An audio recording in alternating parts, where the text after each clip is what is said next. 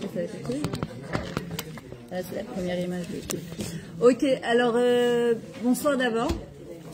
Je vais introduire le cours. Après, on va le faire en interaction. D'abord, je voudrais remercier Kadosh Baruch Hu de me retrouver dans ce... C'est la deuxième fois que j'ai un Bet Menachem. La première fois, c'était il y a 2 ans avec Emma Yesh. C'était Rosh Chodesh Adar. C'était complètement imprévu. Ça s'est très très bien passé. Et là, grâce à d'abord Laurent que je remercie. Et c'est grâce à Stéphanie Guest qui habitait là avec Yael Journeau et Pascal Bismuth qui se sont un petit peu installés à Ranana, Rishon LeZion et Natania. J'ai eu l'occasion de faire cours chez Stéphanie. Et quand on s'est inscrit au séjour de Charles Ben Guigui, je me suis dit pourquoi pas faire un cours à Eilat, Ingva.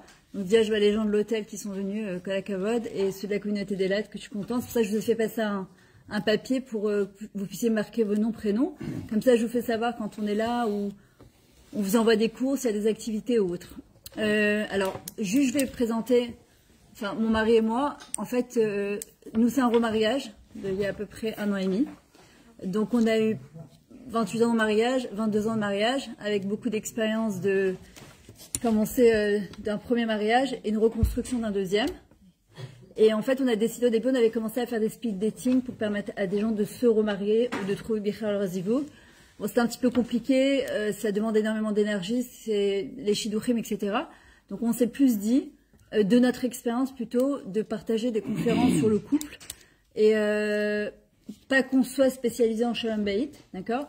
Moi, ça fait plus de 17 ans que je donne des cours de Torah, développement personnel, je suis Madrichat Kalam, Madrichat Laleda, je fais des Afrashot Chalot, je tourne un petit peu dans tout Israël, au Hashem. Mais on s'est dit, mon mari il est Madrichata, moi je suis Madrichat Kala. Et je pense que souvent les femmes, d'ailleurs je vois, il y a au Hashem quand même pas mal d'hommes, il y a Chassid par rapport à d'habitude, mais c'est toujours le même problème qui se pose. Les femmes vont à des cours de Torah, les hommes font moins des cours de Torah.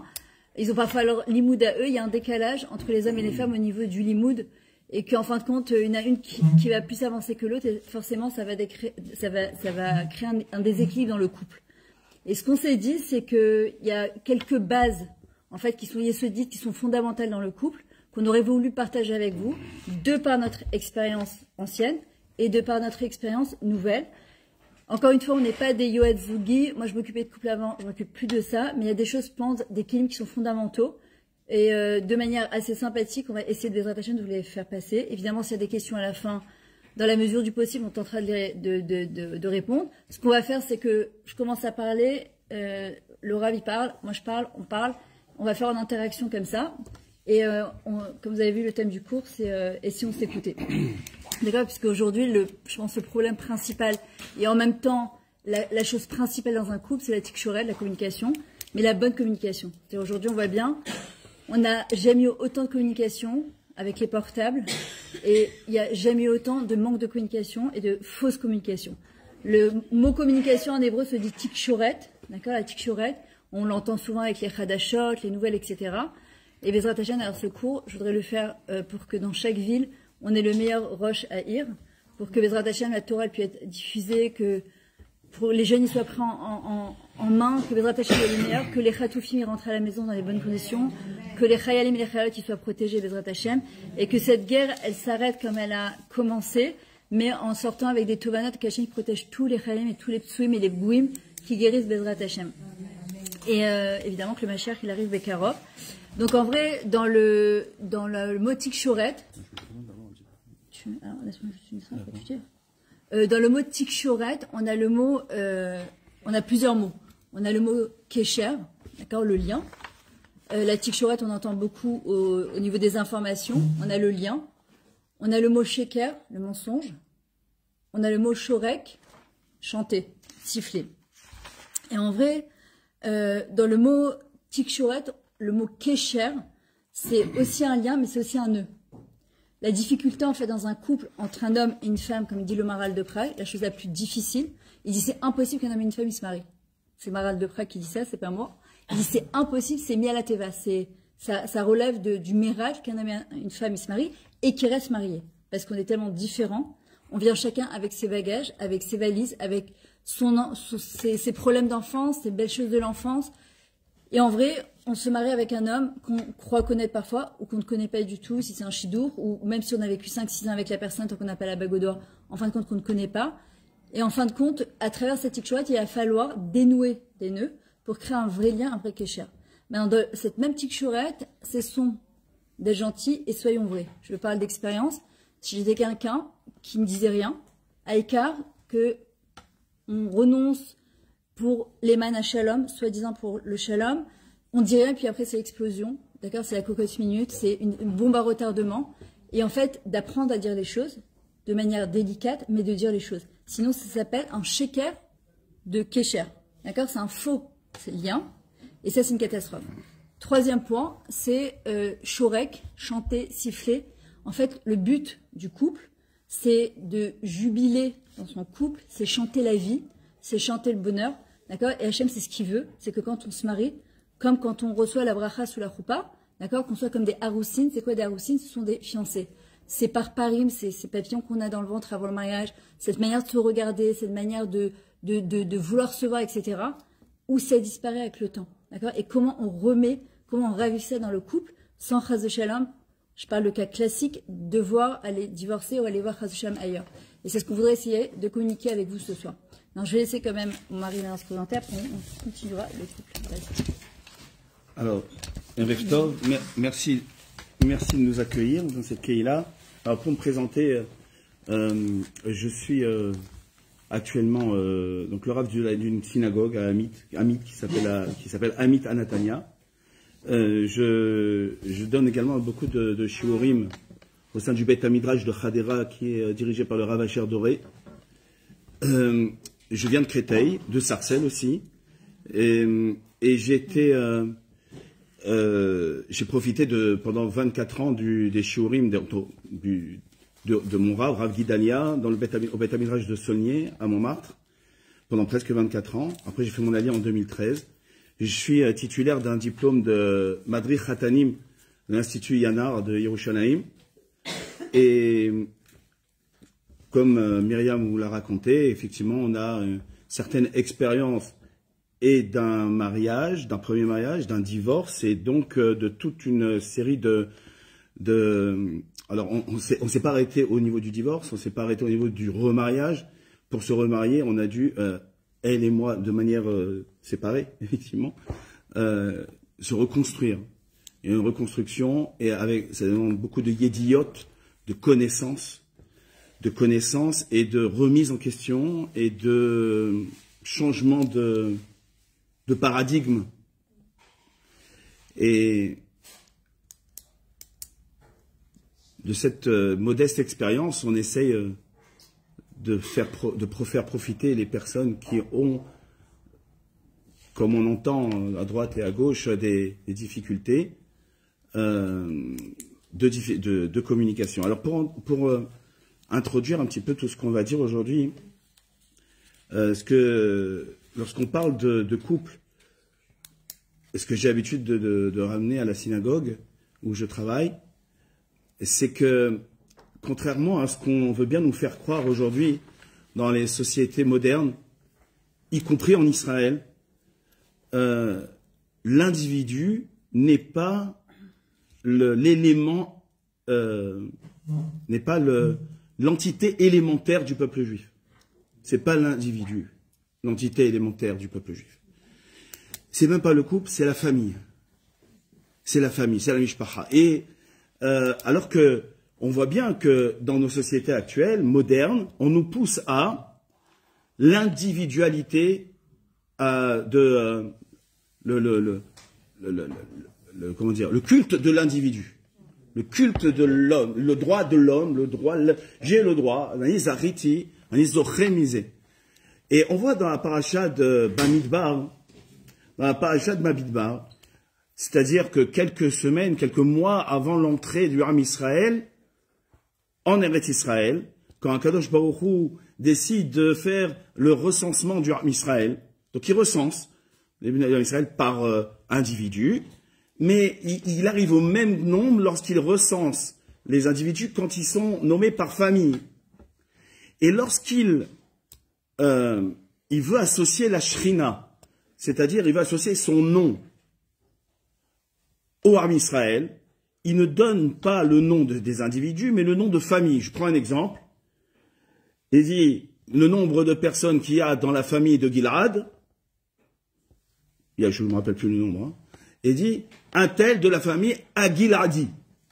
Hagiladi, donc le nom de la famille c'est Gilad, il a rajouté dans le nom de Gilad, le nom de la famille de Gilad, le He et le Yud. Le He et le Yud sont deux lettres constitutives du tétragramme du nom d'Akadosh Baruch Hu, l'ineffable nom d'Akadosh Baruch Hu, qu'on n'a pas le droit de prononcer, simplement regarder, penser.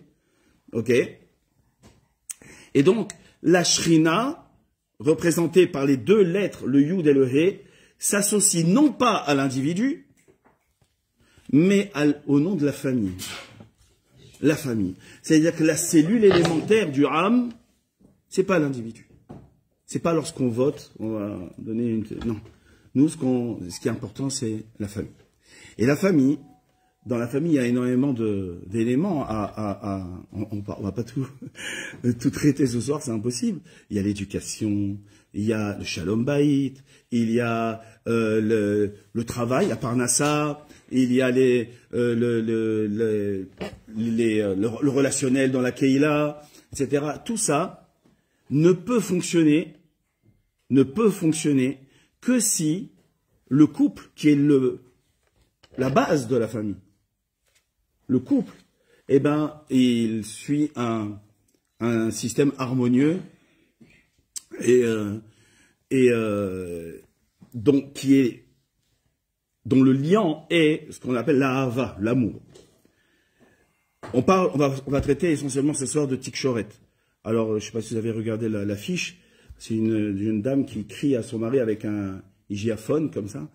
Et le mari, il n'aime plus à écouter son épouse au point où il n'y a plus de Tikshoret. Il y a de plus en plus de personnes, comme il dit une fois le Rav Ben Chetrit, dans une de ses conférences, il a dit qu'une fois il y a un couple qui est venu le voir un soir et il leur a dit voilà, on veut divorcer.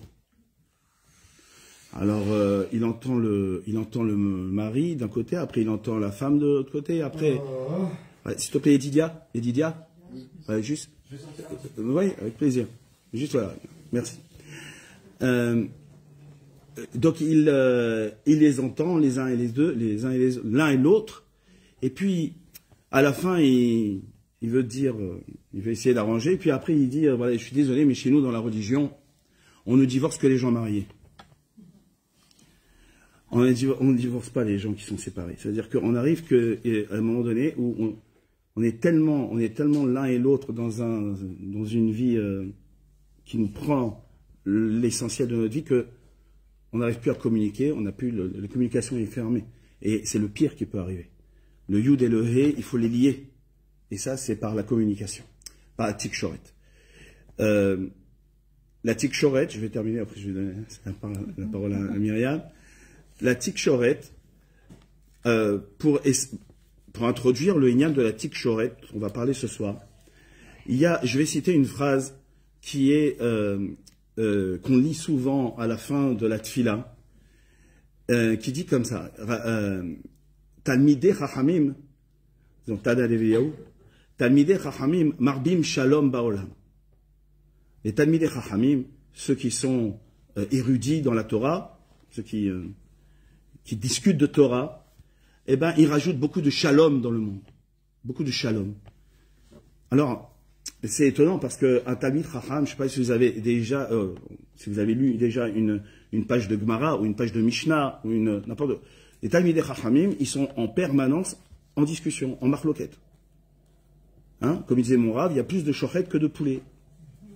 Il y a plus de shochet que de volailles. Donc ils se disputent les volailles. Donc ils n'arrêtent pas de discuter, ils se disputent en permanence. Et a priori, un Talmid Chacham, c'est pas ce qu'on attend de lui. Un Talmid Chacham, il amène de la Torah, il amène du savoir, il amène de la Kedusha, il amène de la Tahara, il n'amène pas du Shalom, a priori, un Talmid Chacham. D'autant plus que, comme je viens de vous dire, il n'arrête pas de discuter avec ceux dont il en marloquette. En fait, la réponse, elle est comme ça. C'est que le sujet de la controverse est l'occasion de se rapprocher. la controverse, la discussion, le conflit n'est pas en soi quelque chose de négatif. Alors, on a peur des conflits, on essaie d'éviter les conflits, et pourtant Hachem nous a amené dans un monde rempli de conflits. Or, s'il n'y a pas de conflit, il n'y a pas de shalom possible. Vous comprenez bien que le conflit, c'est l'occasion de se rencontrer. C'est l'occasion de discuter. C'est pas grave si on n'est pas d'accord. On peut ne pas être d'accord, mais il y a plein de sujets où je ne suis pas d'accord avec Myriam. C'est vrai, non? Ouais. Mais on s'aime quand même. On communique. On apprend l'un à l'autre, l'un et l'autre, ce qui est important. Même si on n'est pas d'accord, on fait attention à l'opinion de l'autre. Hein? Shammai et Hillel étaient en marloquette, en discussion dans plein de sujets. Hein? Dans Yebamot, on voit des marloquettes aux antipodes. L'un dit par exemple mitzvah, l'autre dit karet, chayav karet. Et pourtant, ils mariaient leurs enfants les uns avec les autres, alors qu'ils n'étaient pas d'accord sur plein de sujets. D'accord? Donc, le sujet de controverse, la controverse, n'est pas en réalité l'occasion, Hachem n'envoie pas la controverse pour nous séparer, mais au contraire pour nous lier. Hein? C'est Hachem qui envoie la controverse. Hein. Tout vient d'Akadosh Baruch Hu. Oui. C'est à nous maintenant d'appréhender ce qu'Hachem nous envoie pour pouvoir ramener du shalom. Voilà.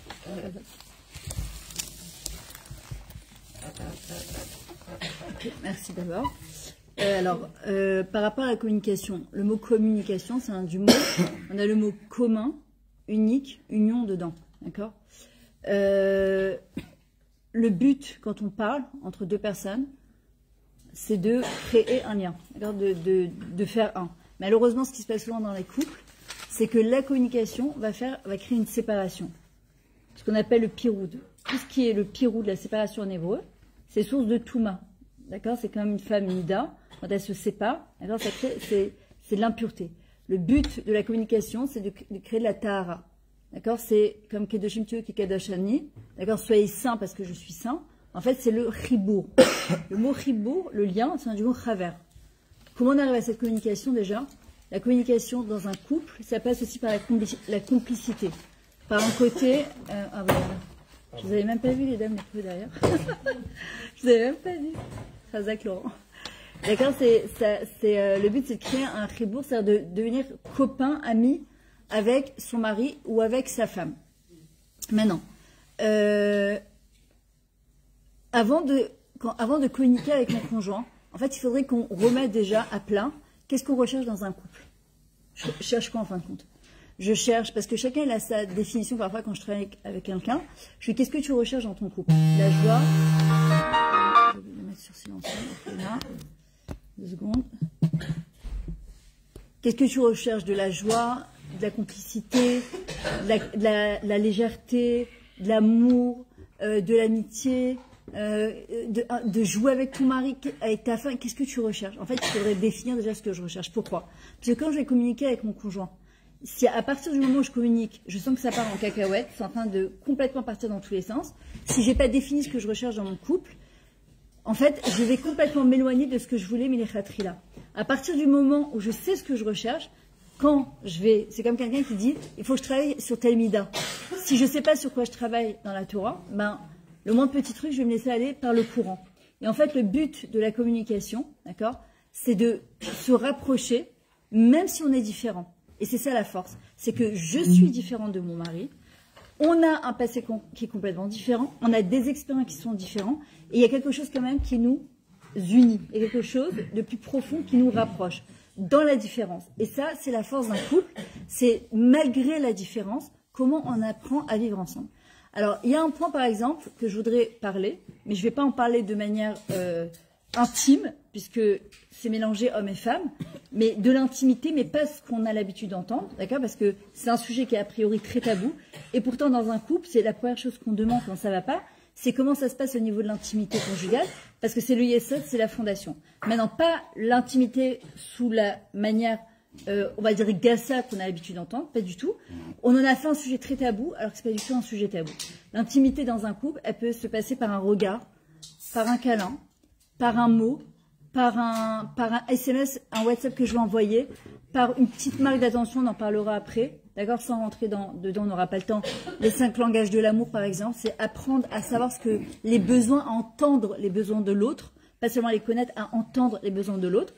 Et en fin de compte, est-ce qu'on échange ça justement avec notre conjoint? C'est quoi, d'après vous, la chose qu'on chérit le plus dans notre quotidien? Je pose une question. Qu'est-ce qu'on chérit le plus dans notre quotidien, en général? Les enfants. L'épouse. Soi-même, c'est bien. Valoriser. Alors, un truc peut-être que ça va certainement vous surprendre, le portable. C'est quelque chose qui est censé nous apprendre à communiquer avec les autres. C'est juste pour téléphoner, communiquer. Et c'est la chose qui nous désunit le plus de nos enfants qu'on aime tellement. Heureusement qu'il y a Shabbat, parce que Shabbat, c'est là qu'on se rend compte que souvent, c'est pas par là, en fait. C'est très technique. Le portable, il est censé justement nous permettre de passer un coup de fil dans la journée avec notre conjoint. Et en fin de compte, quand on rentre le soir, par exemple, j'observais, j'étais à l'hôtel, j'observais ce matin les couples, je regardais comme ça de loin, et je me disais, c'est pas possible. Il y avait un couple qui était assis pendant 1h30 à côté de nous. Ils n'ont pas échangé un seul mot. Rien. La femme a été sur son portable, le mari regardait comme ça. Je sais pas ce qui s'est passé, j'en parle, peut-être c'est une manière de communiquer aussi, j'en sais rien, je sais pas, peut-être, mais je me disais, mais en fait, plein de fois ça m'arrivait d'aller au restaurant et de voir des couples sur leur portable pendant 1h30. Alors que le but du restaurant, par exemple, c'est de se retrouver. Le but de se retrouver à table le soir, c'est de se retrouver. Le but de boire un café ensemble le matin ou un après-midi, de voler des petits moments de qualité ensemble, c'est de se retrouver. Et le problème, c'est qu'il y a un étranger qui s'appelle le portable qui est entre nous. Maintenant, concrètement, aujourd'hui, c'est malheureux à dire, mais on ne peut plus s'en passer. On ne peut pas s'en passer. Et comme dans chaque chose, si on sait l'utiliser à bon escient, alors ça peut nous servir comme quelque chose de très moïl, de très positif, et pas le prendre comme quelque chose de, par exemple, un truc tout bête. Si on décide d'aller au restaurant avec sa femme ou son mari, bah, il faut décider, par exemple, sauf urgence, bah, c'est de le mettre sur mode avion. On ne le touche pas. Mais il y a toujours quelque chose qui est très dur. Et pourtant, Shabbat, on ne l'utilise pas. À part ceux qui n'ont pas le choix pour X et Y raison. Et pourtant, ça fait du bien de se déconnecter de cet engin-là. Maintenant, ce même engin, il peut aussi beaucoup nous aider. Et je vais parler de quelle manière on peut s'en servir comme quelque chose de bien. Il ne s'arrête pas avec les élections. J'ai jamais été autant appelée dans la journée. Tu vois, ça te fait croire, Kilou, qu'on t'aime très fort. Tout le monde pense à toi, mais c'est du mytho. Hein. C'est que juste pour un intérêt. Alors déjà, il y a quelqu'un qui a dit tout à l'heure, soi-même, qui a dit, c'est toi? Voilà. Alors, est-ce que d'abord je sais communiquer avec moi-même avant d'apprendre à communiquer avec les autres? Parce qu'on sait très bien, on l'a entendu plusieurs fois dans les cours, qu'en fin de compte, on pense que notre mari, il nous fait pas du bien, il nous critique, mais en fin de compte, il touche souvent à des cordes sensibles, de choses qu'on n'a souvent pas réglées quand on était jeune, avec nos parents. Et en fin de compte, là, c'est juste un reflet de nous-mêmes. Et si on n'a pas, justement, on ne sait pas communiquer avec nous-mêmes, ce qui va se passer, c'est qu'on va responsabiliser l'autre de nos propres émotions. Et c'est super important d'apprendre déjà à communiquer avec soi-même pour pouvoir communiquer avec son conjoint. Si je ne sais pas communiquer avec moi-même, hier justement, c'est un truc qui m'est arrivé à moi, qui n'était pas du tout en rapport avec mon mari. Il a senti que j'étais un petit peu... Il m'a posé la question. Et en fait, ce que je fais, c'est que quand je suis comme ça, je prends une feuille de papier et je mets à plat toutes mes émotions. J'ai mis à plat tout ce qui me... J'étais un petit peu embêtée. Et après, je lui ai fait part de ça. Mais il a rien à voir avec ça. Parce que si je le fais pas avec moi-même, je ne communique pas avec moi-même, il suffit d'un petit truc qu'il va faire et je vais le responsabiliser de mon état émotionnel que j'ai alors qu'il n'a strictement rien à voir. Et très souvent, c'est ce qui se passe. Et c'est ça que la première chose déjà, c'est apprendre à communiquer ce qu'on appelle l'intelligence émotionnelle, à communiquer avec soi-même déjà. C'est super important. Deuxièmement, la communication, elle doit permettre de nous unir et pas de nous désunir. Si elle nous désunit, c'est qu'il y a un problème. Mais un problème, c'est quoi? Le plus gros problème, c'est qu'on répète les mêmes schémas existants. Et comme il disait Einstein, c'est de la folie de solutionner un problème de la même manière quand on voit que le résultat, c'est toujours le même. C'est-à-dire qu'à un moment, il faut essayer autre chose. Et si je ne sais pas, alors comment je fais? Bah, aujourd'hui, bah, au Hachem, c'est pas l'époque de nos parents et de nos grands-parents où ils n'avaient pas ni de cours, ni de livres, ni de Yoed Zivougi. On a tout ce qu'il faut aujourd'hui sur le marché pour pouvoir s'en sortir. D'accord? Encore une fois, je parle de couple classique. D'accord? On doit se donner tous les moyens pour réussir. Tous les moyens. Et si je sais pas, j'ai le droit de pas savoir, les épaisseurs de pas savoir. Moi, ce que j'explique à mes calottes, n'attends pas l'explosion. Tu sais pas, c'est normal, t'as jamais été marié. C'est normal, tu peux pas savoir. Donc, demande. Il faut avoir l'humilité de se dire, bon, écoute, je lève le téléphone, je suis perdu, je sais pas. Les épaisseurs d'amour. Par contre, la pure folie, c'est de voir que je revis la même chose, le Shabbat, les fêtes, le soir, le matin, et de recommencer exactement la même chose sans en tirer des conclusions. À un moment, je dois me dire, attends 2 secondes.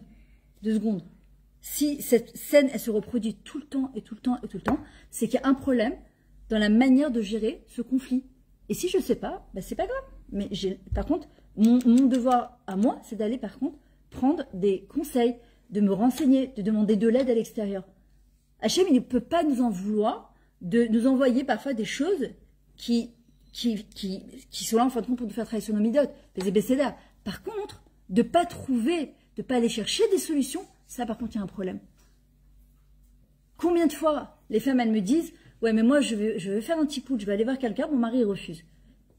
Et c'est très rare que les maris acceptent. Et quand ils acceptent, je leur tire mon chapeau parce que ça demande énormément d'humilité et de mettre son ego de côté. Et Hachem, il nous reprochera jamais d'avoir essayé de tenter. Par contre, celui qui n'essaye même pas, ce qu'on appelle en hébreu le nisayon c'est aussi bien expérimenter que essayer que l'épreuve. Et le but c'est quoi du nisayon? Les hypnoses, c'est de s'élever dans son couple. Et dans le mot nisayon, on a le mot nes. Le miracle. Or, on sait très bien que de se marier, c'est mis à la teva, c'est au-delà de la nature et c'est un pur miracle. Mais comme Akadosh Baruch Hu, il a fait, pourquoi on dit que trouver son zivouk, c'est comme au Kriyat Souf, c'est comme l'ouverture de la mer Rouge, d'accord? Il dit, mais tous les jours, c'est un miracle de tenir son couple. Et pour pouvoir vivre ce miracle, il faut être mis à la teva, il faut dépasser sa nature. Et donc, ça demande un travail de midot. Autre chose, je peux ne pas être d'accord avec la personne qui est en face de moi, mais une manière de le dire. D'accord? J'entends souvent des couples quand ils se parlent et disent « Ouais, alors c'est bon, tais-toi, tu m'as saoulé, tu dis n'importe quoi. » Une manière très mésalzèle, très dénigrante de parler. Et en fait, ça, c'est pas possible. Enfin, pour moi, je ne conçois pas dans un couple l'amour sans respect. C'est pas possible. Non, mais je l'aime. Tu l'aimes? Tu viens de la traiter de bête ou d'idiote, ou tu viens de la traiter d'imbécile ou de je sais pas quoi. Enfin, pour moi, c'est l'homme mystère. L'amour, pour moi, elle commence déjà par le respect, d'accord? Alors, j'ai le droit de ne pas penser de la même manière que mon mari, ou de la même manière que ma femme faisait baisser là, et c'est ça qui va faire que, si on était la même chose, on ne se serait pas mariés. Ce qui a fait qu'on s'est mariés, justement, c'est qu'il y a quelque chose, il y a une iroudiout, il y a une particularité qui m'a attirée chez cette personne, et qui va venir justement la shlimoti, qui va venir me compléter. Et dans le mot me compléter, il y a le mot shalom, d'accord? Ce shalom, justement, c'est ce qu'il expliquait le Rav, c'est que cette différence, ce conflit-là, en même temps qui va justement amener au shalom. Et c'est vrai que quand on sait bien se disputer, quand on sait se disputer béchalom, d'accord, et en tirer une conclusion, en général, l'amour il grandit encore plus dans le couple. Comment on sait que quand on se dispute et c'est pas béchalom, on n'est pas arrivé à une bonne conclusion, c'est que ça crée encore plus de rancœur et on a juste envie d'en terminer là et on se dit vas-y, fous-moi la paix, lâche-moi, c'est bon. Mais en fait, on n'arrive à rien du tout. Alors, un premier point par rapport au portable, puisqu'on parlait du portable. Si déjà on l'utilise, on peut l'utiliser de manière très très très productive. Par exemple, s'envoyer des petits mots dans la journée. J'entends souvent des coachs qui me disent mais il est dans son boulot, pas une fois il a levé le téléphone de la journée, si il peut appeler ses clients 1 milliard de fois, mais il va pas penser une seule fois m'envoyer un petit mot, un SMS, un WhatsApp, on peut faire des choses très productives avec le portable, je t'aime, ça va mon chéri, ça va mon cœur, ça va ma vie, comment ça se passe, d'accord, un mot gentil, je pense à toi, j'espère que c'est pas trop difficile pour toi, d'accord, c'est rien, mais c'est énorme. Avec Hachem, il a créé le monde avec la parole, il l'a détruite avec la parole, d'accord, avec la parole, on peut faire un chesed énorme à son conjoint, un mot gentil. Alors, on va faire un exercice tout à l'heure, on ne partirait pas comme ça, chacun, il enverra pas maintenant, tout à l'heure, on prendra 5 minutes. Je ne sais pas s'il y a des couples, ici je sais qu'il y a quelques couples, et il y en a qui sont venus seuls, sans les maris, de prendre 5 minutes. Moi je l'ai fait aussi avec mes filles, elles étaient en atelier, il fallait que les gens qui sont les plus proches d'elle leur donnent 5 points positifs qu'on trouve chez elle. Vous savez comment? Il y a des fois on pense, mais on ne le dit pas. Or, de faire passer de la pensée à la parole, c'est juste exceptionnel. Ça peut redonner la vie à une personne. De se dire, quoi, il pense ça de moi? Bah, j'ai fait ça avec mes 3 filles qui étaient en atelier. Elles sont grandes, elles sont mariées. Et je leur ai dit, voilà ce que je pense de toi. Des choses parfois que tu penses, mais que tu ne penses pas à dire par contre. Elle me dit, quoi, tu penses vraiment ça de moi, maman? J'ai dit, mais évidemment. Mais parfois, tu ne penses pas à dire. Bah, dans le couple, c'est pareil. De penser à dire à l'autre quelque chose de gentil. Bah, je vais laisser la parole à mon mari maintenant. Juste un petit point par exemple. La dernière fois, j'ai fait à manger à ses enfants, juste avant de partir. Un truc tout bête. Et 2-3 heures après, il m'a appelé, il m'a dit, tu sais, je voulais te remercier. Tu sais pas comment ça m'a soulagé. Bien, c'est rien. Mais c'est notre délec, c'est notre essence. La karatatov. La reconnaissance. La reconnaissance, c'est l'essence même d'un Yehudi. Non, tu peux dire, ouais, ça va. Fait bouillir des pâtes, il a jeté une poubelle, big deal, tu vois pas l'histoire. Non, parce que c'est les petits détails dans un couple qui font les grands détails. C'est pas l'anniversaire de mariage, l'anniversaire tout court, ça c'est 2 fois dans l'année. Hein. Un cadeau à Sukkot, un cadeau à Pessah, et qu'est-ce qui se passe les 360 jours qui restent? Il se passe quoi? C'est les petits détails de toute l'année, des 365 jours, qui vont faire la construction du couple. À toi. Attends, je reprends des cartes. Alors, je ne vais pas rebondir sur tout ce qu'a dit Myriam, je vais rebondir sur quelques éléments à travers une notion qui est très encouragée de manière générale. Chacun d'entre nous on a tous une fois au moins assisté à des Shiva Brachot ou un mariage où on a invité une personne, un Rav, à dire des mots de Torah, des Divrei Torah, Lirvot, Ratan, Vekala. Et souvent, c'est pas une fois, moi, que j'ai assisté à ça, mais à plusieurs reprises, j'ai assisté au thème évoqué du vitour, de la vatranout, du renoncement. Hein? Anivatran. C'est-à-dire liot vatran. Comme ça, il faut être vatran. Ça veut dire, faut laisser passer les choses. Hein? On a entendu comme ça, et c'est très important pour le Shalom Bayit d'être vatran. Et c'est là que ce qu'on nous apprend, nous, dans la... Merci beaucoup. Dans le domaine de la drachat ratanim, ou des couples déjà mariés, c'est faire très attention avec la vatranout. Très attention au renoncement. Pourquoi? Parce que très souvent, aujourd'hui, on a du mal à être vatran. Réellement. Alors, très souvent, ce qu'on fait, c'est qu'on laisse passer des événements de peur d'arriver justement au conflit qui pourrait mener à une explosion. Et donc on dit, voilà, je vais être vatran. Mais en réalité, c'est pas être vatran. Ça, c'est mettre dans un marsan qui est déjà peut-être bien rempli. Ok. Et si jamais, chas v'shalom, cette pièce-là, ce marsan qui est à l'intérieur du cœur, ben, comme dans toutes les pièces, à un moment donné, ça déborde. Et quand ça déborde, ça dépasse. Et quand ça dépasse, ça peut exploser. On se rend compte après 20 ans de vatranout, 25 ans, 30 ans, ça dépend. Des fois, c'est à la crise de la quarantaine, des fois à la crise de la cinquantaine, des fois soixantaine, des fois même 70 ans, on entend même à Tania maintenant.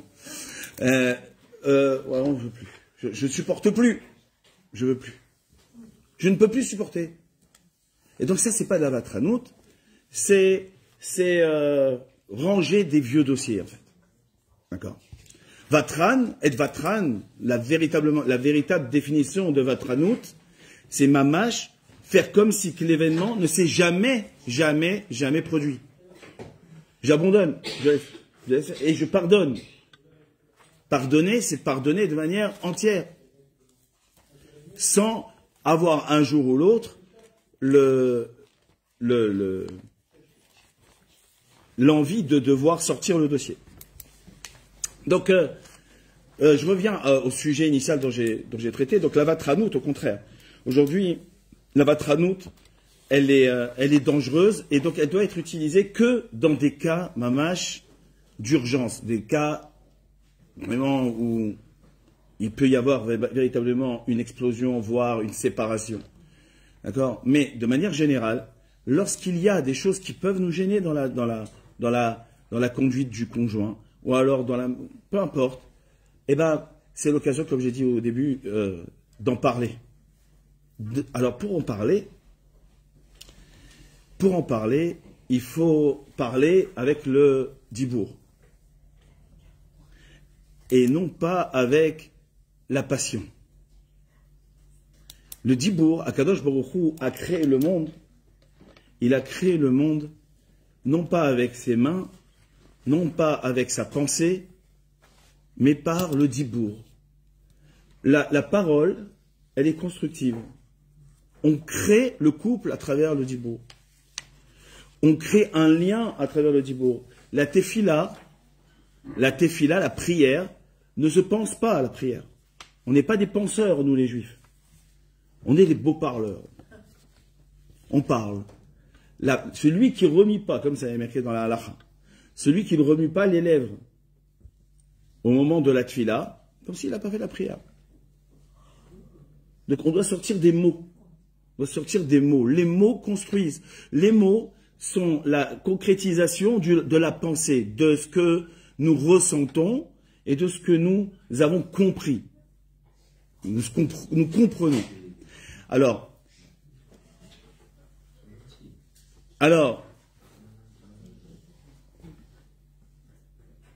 ce que nous comprenons n'est pas forcément ce qu'a compris le conjoint. Il y a, comme j'ai expliqué au début du shiur, le lien entre le conjoint, les deux conjoints, c'est mamash, la tikshoret, mais sans amour, la tikshoret est impossible. Sans ahava, c'est impossible. Il y a, d'après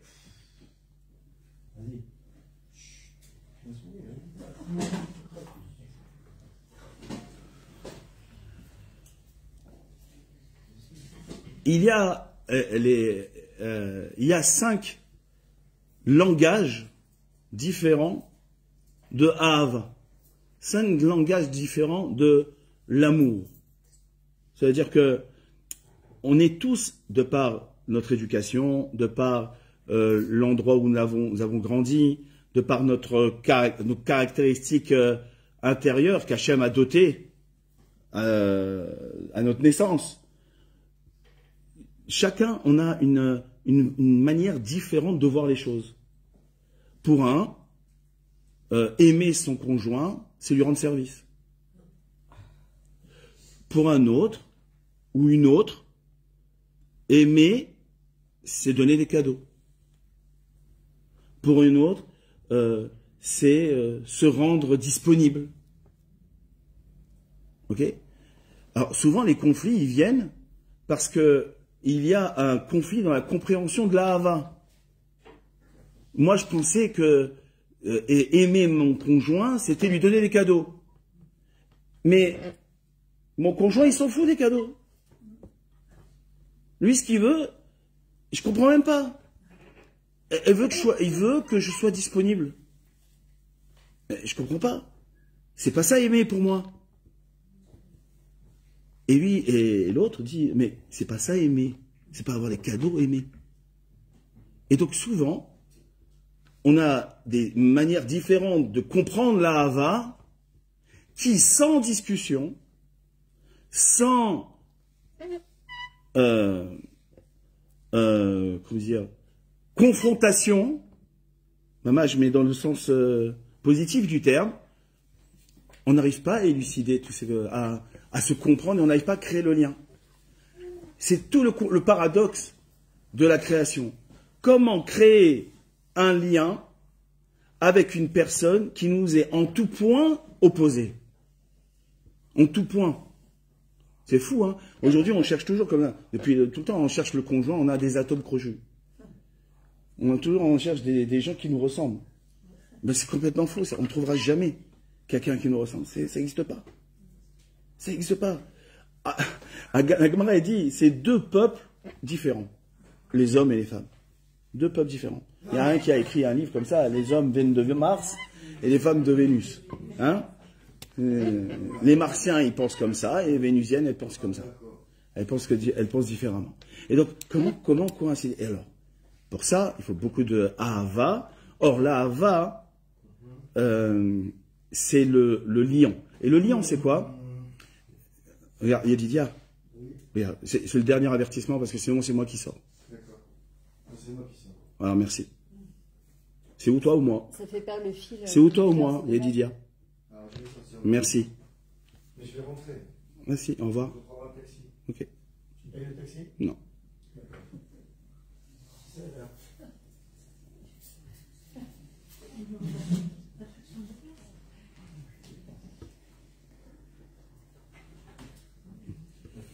Merci. Alors, pour retrouver le fil, donc, le yud et le he, comme j'ai expliqué tout à l'heure, c'est le lion. Le lion, c'est la ahava. Pourquoi Kadosh Baruch Hu, il a créé le monde? Pourquoi il a créé l'homme? Pourquoi il cherche à se marier? Pourquoi se marier, Bichlal? Pourquoi se marier? Est-ce que c'est pas mieux de rester célibataire, sans avoir d'enfants, sans avoir à se lever la nuit, sans avoir à dépenser plus d'argent pour la famille? Pour moi, individuel, je suis un égoïsme. Pourquoi pas? Pourquoi pas vivre comme ça? Hein? Akadosh Baruch Hu, il a dit que l'homme, pour pouvoir se développer, il doit donner de l'ahava. Il a été créé que pour ça. Que pour ça. Et pour ça, il faut de la communication, il faut qu'il se marie, et se marie pour donner du bien à son conjoint et à la famille qu'il va donner après. Je donne la parole à Myriam.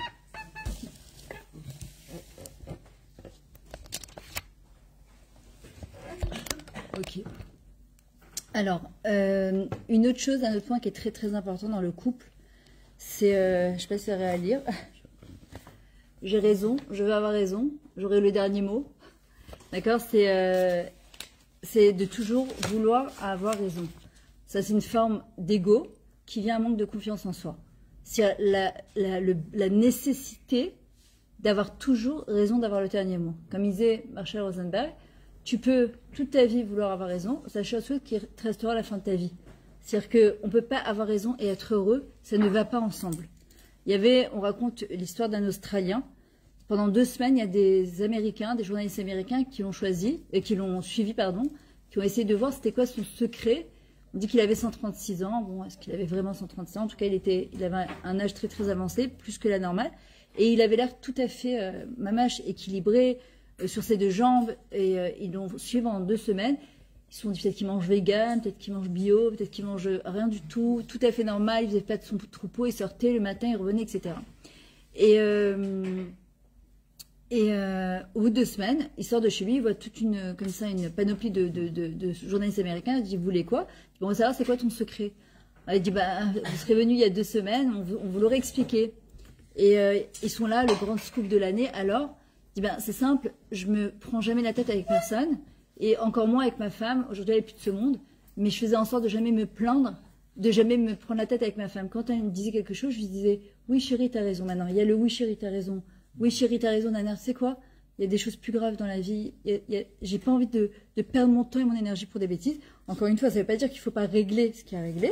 Mais souvent, on se prend la tête pour des ch'touillottes, mamache, pour des bêtises. Et t'as raison, Nana, tais-toi, tu m'as saoulé. Ça, c'est juste une explosion mondiale. D'accord? Le t'as raison, tais-toi, c'est-à-dire que je ne suis pas prête à t'écouter. Je ne veux pas entendre, ça ne m'intéresse pas. Et donc, le journaliste, il dit...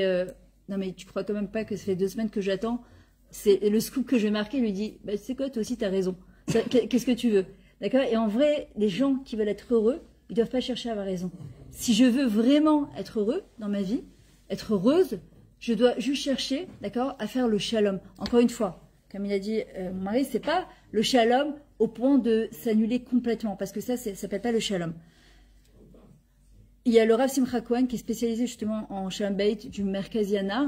Il raconte un jour que sa femme, elle était fâchée avec la voisine du 6e étage, et à un moment, il lui a dit, écoute, c'est pas chez nous ça, tu fais le shalom avec elle, ça n'existe pas. Et elle revient une demi-heure après, rouge comme une tomate, encore plus énervée qu'avant d'être partie. Alors il lui dit, mais je comprends pas, t'es pas partie faire le shalom? Elle lui dit, si, on a parlé pendant une demi-heure, on s'est expliqué, et il dit, mais avant de partir, je lui ai dit, mais sache quand même que c'est moi qui avais raison. Il lui dit, sache quand même que c'est avait raison. Il lui dit, mais non, c'est pas ça le shalom. Le shalom, c'est pas d'avoir à tout prix raison, parce que ça, c'est que de l'ego, en fin de compte. Et encore une fois, d'où ça vient du manque de bitachon là-dessus. Maintenant, un autre point qui est très important, c'est quand je parlais tout à l'heure d'intimité dans le couple, c'est la capacité de pouvoir exprimer mes émotions à mon conjoint de manière, libre. Je m'explique. Souvent, ce qui se passe dans les... souvent, ce qui se passe dans un couple, c'est que, et ce que j'entends, c'est que la femme ou l'homme, ils disent par exemple, ma maison c'est devenu une mine d'explosion. Il faut que je marche sur des œufs. Il faut que je pèse chaque mot. J'ose plus m'exprimer. J'ose pas dire ce que j'ai envie de dire parce que je sais qu'il va s'énerver ou je sais qu'elle va me rentrer dedans. Je n'ai plus envie de rentrer chez moi. Je traîne au travail. La veille de Pessah, tous les hommes, ça devient des grands Talmid Chacham. Ils vont tous aller étudier au Kollel. On se demande pourquoi. D'accord? Mais Alva et Bezrat Hashem.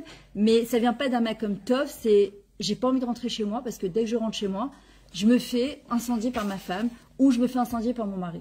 Et ça, il faut revoir les choses. C'est-à-dire que si c'est comme ça, Bémet, alors je peux pas dire toute la journée, oui, mais il y a que lui qui se plaint. Il faut que je vérifie ma communication avec mes enfants. Est-ce que Bémet, mes enfants aussi se plaignent que ma communication, elle est pas bonne? Je crie. Alors elle dit, mais j'arrête pas de crier.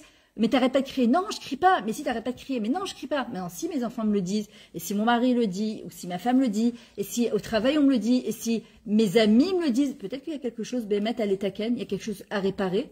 Donc, l'intimité dans un couple, c'est cette capacité de pouvoir exprimer ses émotions de manière libre.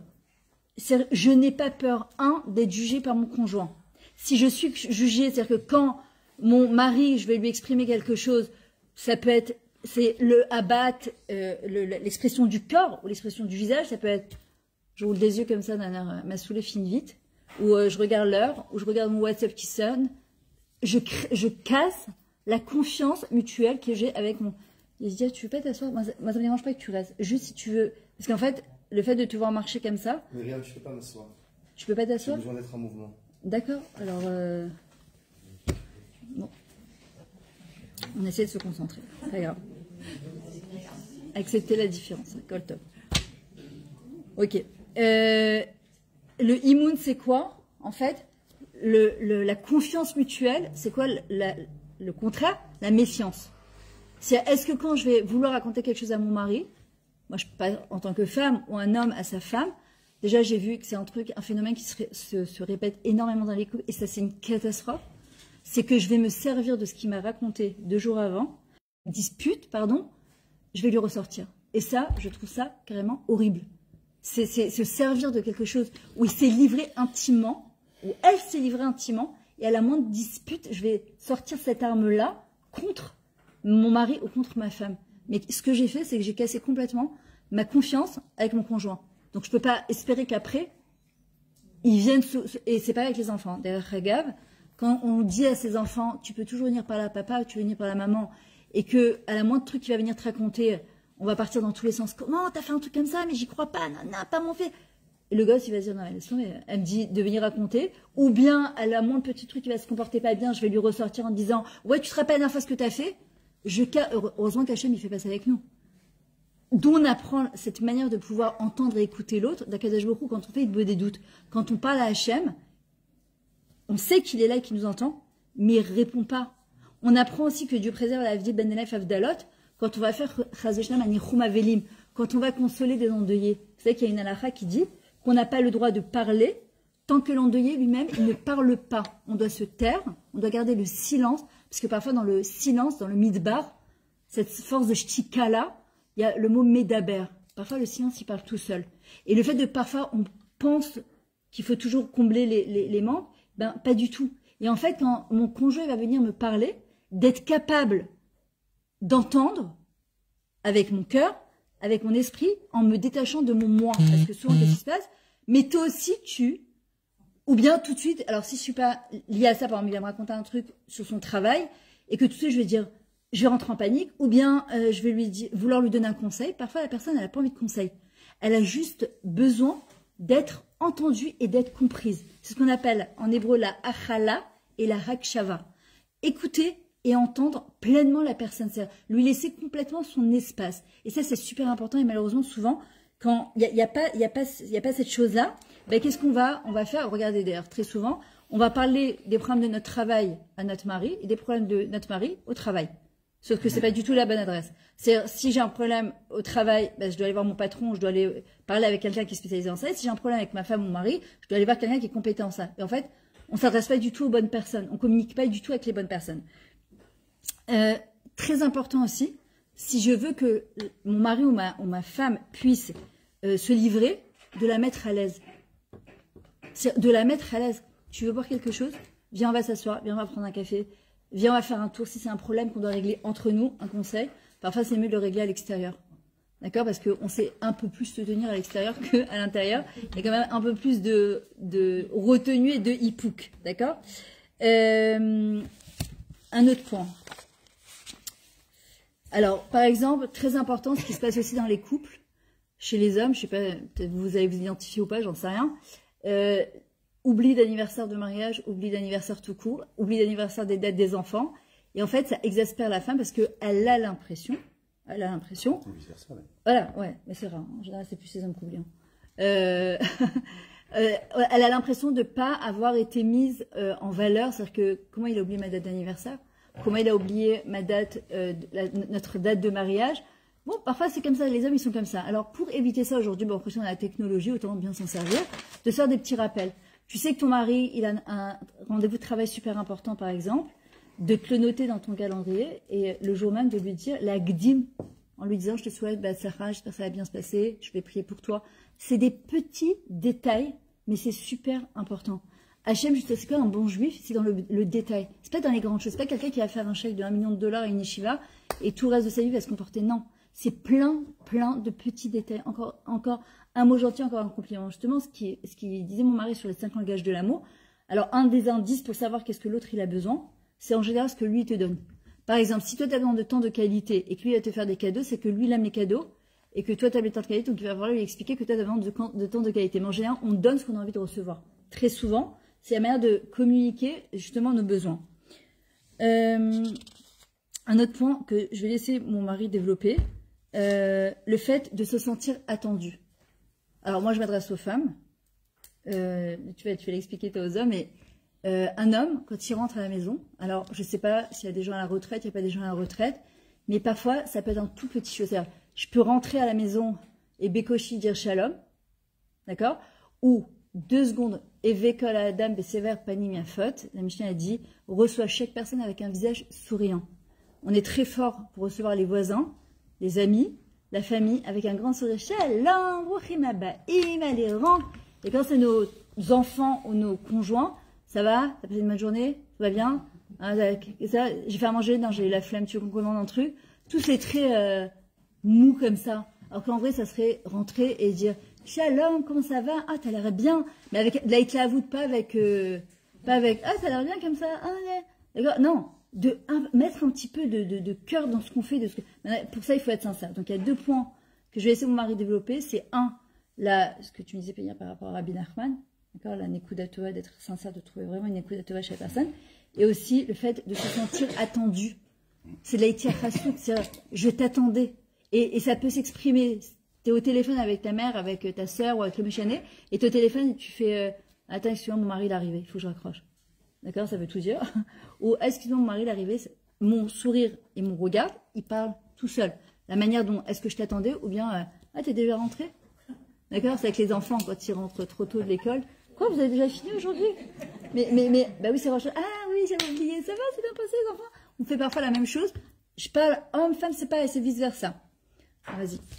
Ah, pour introduire le sujet, je vais raconter une histoire. Partagez le cours, s'il vous plaît. Putain, je t'étouffe. Je vais raconter une histoire.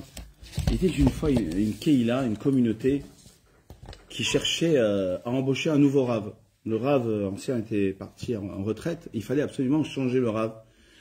Et ils ont fait un appel d'offres. Il y a eu plusieurs candidats. Au bout du bout, il restait 2 candidats triés sur le volet, parmi les meilleurs rabbinim. Et ils cherchaient à sélectionner le rave parmi ces 2-là. Et pour le sélectionner, il fallait que ils allaient s'adresser à la Keïla, faire un Dvar Torah. Celui qui allait faire le meilleur Dvar Torah allait être sélectionné. Et donc ils ont été invités, ces 2-là, le Shabbat. Et on leur a alloué une pièce avant Shabbat, déjà depuis le vendredi, pour qu'ils aient le temps de préparer, leur Dvar Torah, leur discours. Et déjà depuis le jeudi, donc l'un et l'autre préparaient leur Dvar Torah. Et celui qui était très très très fort écrivait, il parlait à haute voix dans son Dvar Torah, dans sa pièce. Et le rave, l'autre, qui ne savait pas quoi dire, écoutait tout ce que le rave, le premier, donc disait. Et tout ce qu'il dit, c'est extraordinaire ce qu'il a dit, je vais tout noter. Il se prépare et il dit exactement mot pour mot le Dvar Torah du premier rave. Il vient voir le Gizbar de la synagogue, il dit est-ce que ça vous dérange de ce que je passe en premier? Et il dit il n'y a pas de problème. Les 2 rabbinim étaient donc là dans la synagogue. Le premier donc dit le Dvar Torah de celui qu'il avait préparé. Et là, le premier rave, il se rend compte que il a entendu à la porte. Il a tout écouté et il comprend qu'il s'est fait avoir. Et donc il n'avait plus du tout de Dvar Torah à raconter.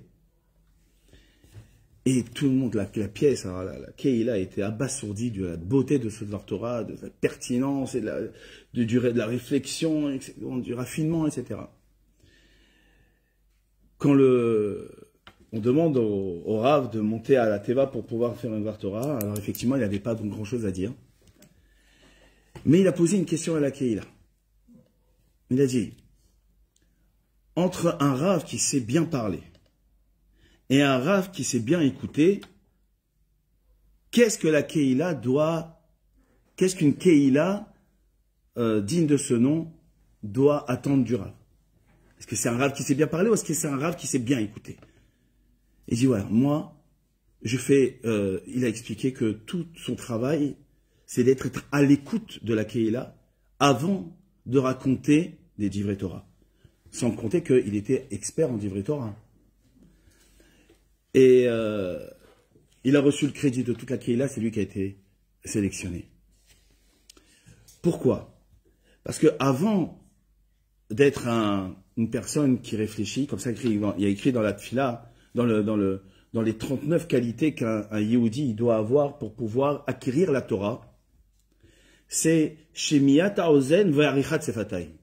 Shemiat haozen, c'est avant arichat sefatayim. Ça veut dire d'abord écouter, et ensuite proposer, et ensuite discuter, et ensuite parler. On ne peut pas discuter si on n'a pas écouté. Quand tout à l'heure, j'ai parlé de Shammai et Hillel, qui étaient en marloquette tout le temps, en permanence.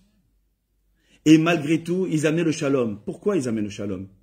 Parce que pour être en discussion avec une personne, ça nécessite des qualités de hanava, de modestie et d'écoute exceptionnelles en réalité. Parce que si on veut bien comprendre ce que l'autre il dit, il faut que moi je fasse un nitouk, comment on appelle ça un nitouk? Un arrêt, un off de ce que moi je pense.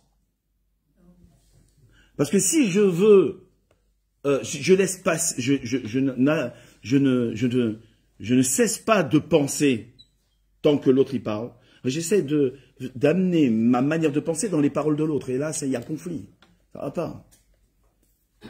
Il faut absolument que j'éteins ma manière de voir pour laisser l'autre discuter, l'autre parler et écouter pour véritablement comprendre ce qu'il veut.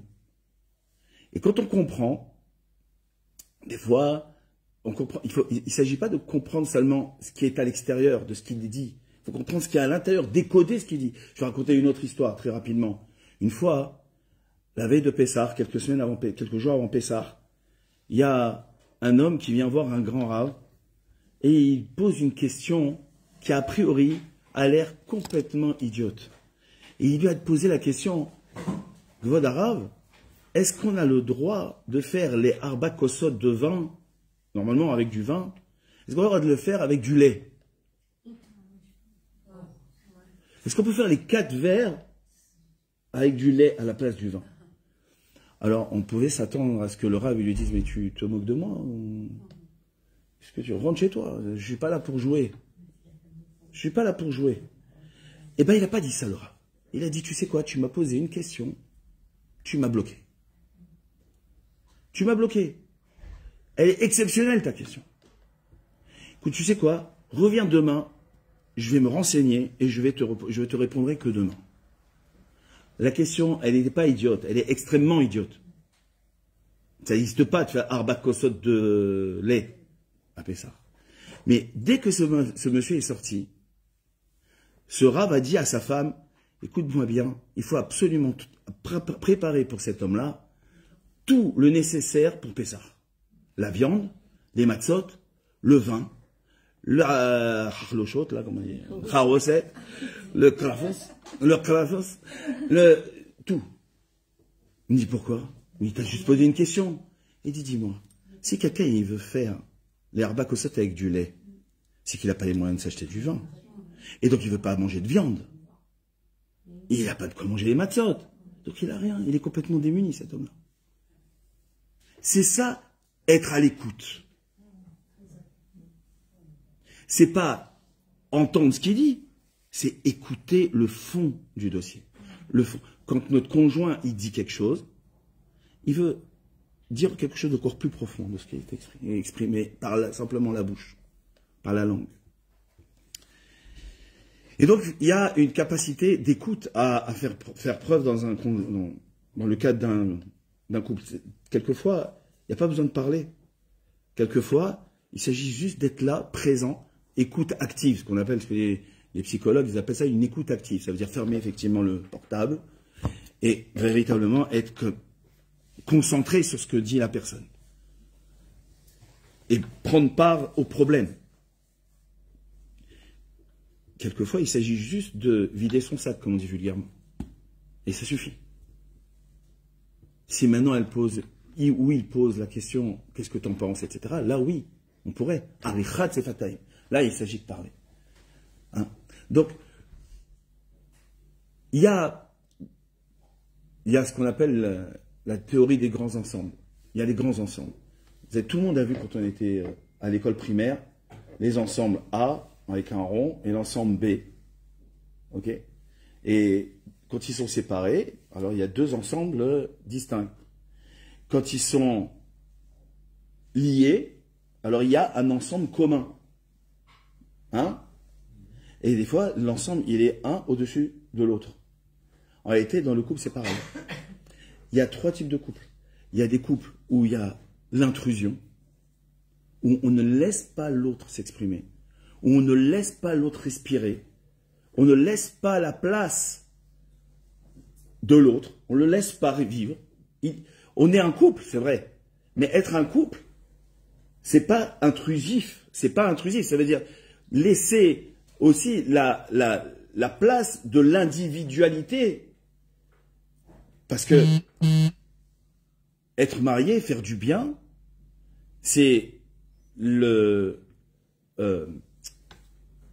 comment dire, c'est le subtil mélange entre la place de l'autre et ma dignité à moi, et ma place à moi. Donc, l'un sur l'autre, c'est intrusif, l'un à côté de l'autre, c'est 2 vies parallèles, donc c'est de la colocation. Par contre, l'idéal, c'est quand chacun, l'un et l'autre, a une place et qu'il y a une zone commune. Il y a une zone commune. Cette zone commune, c'est je laisse ta place, je suis à l'écoute, et quand tu le désires, et quand tu le veux, je suis là pour toi. Je suis là pour toi. C'est ça, être un conjoint. Et donc, quelquefois, alors c'est pas seulement par le dibour, mais c'est aussi par le comportement. Un couple, alors justement, il n'y a pas à accuser plus la femme que l'homme ou l'homme que la femme. Quand il y a, chas v'shalom, des difficultés dans un couple, étant donné que un couple c'est une interaction de force, les deux sont responsables en réalité. Il n'y a pas un ou l'autre qui est plus responsable que l'autre. Alors si des fois il y a des dyscomportements exacerbés chez l'un, c'est que peut-être ou il y a un problème depuis la naissance, depuis avant le mariage, ça par contre il faut faire des tipoulim. Ou alors, c'est quelquefois, sans le vouloir, hein, de manière, mais sans vouloir. C'est pour ça que c'est très important la hadracha khatanim. La hadracha, prévenir est préférable que guérir. Hein. C'est préférable de prévenir. Quand la hadracha des khatanim, c'est essentiel parce que on n'apprend pas à être papa, ni à être maman, ni à être des conjoints. On nous jette dans le bain du mariage sans savoir ce que ça veut dire de vivre avec une personne qui est opposée à nous. Et donc, il faut absolument conseiller les khatanim à suivre une formation de hadracha, pas seulement dans les lois de Taharat HaMishpacha qui sont essentielles, mais aussi dans la manière dont gérer les conflits, gérer les différences, gérer la communication. Et souvent, il y a des hommes ou des femmes qui ne veulent plus parler avec leur conjoint. Ils se referment sur eux-mêmes. C'est des manières de réagir, c'est des réactions. L'autre va crier, l'un va se refermer sur lui, l'autre va jouer à la PlayStation. Il y a des adultes qui jouent à la PlayStation. Il y a des gens qui vont sortir avec des copains, ils fuient. C'est des fois des fuites. Hein? C'est des fuites. Or, le mariage, un homme, l'idéal, il y a 3 choses qu'un homme, on ne peut pas lui enlever. 3 choses qu'un homme, il attend avec impatience. Ce qu'il aime, plus qu'autre chose. C'est son travail, son métier. C'est son épouse. Et c'est sa maison. L'homme retrouve du nahat dans son métier, chez sa femme et chez sa maison. Mais dans sa maison. Okay. Il aime sa maison, quand bien même elle est perchée à Clermont-Ferrand. Mais qu'est-ce que tu fais à Clermont-Ferrand? J'adore ma maison. Mais je ne pourrais pas vivre comme ça. C'est comme ça.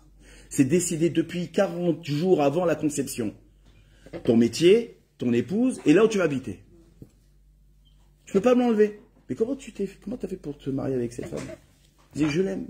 Je dis, mais comment c'est possible? C'est ma femme, je l'aime. Ça peut pas. Mais comment tu fais pour faire tel métier? Croque-mort, quand même. C'est dur comme métier. Il dit, mais j'adore ce métier. J'adore ça. Mais comment tu fais?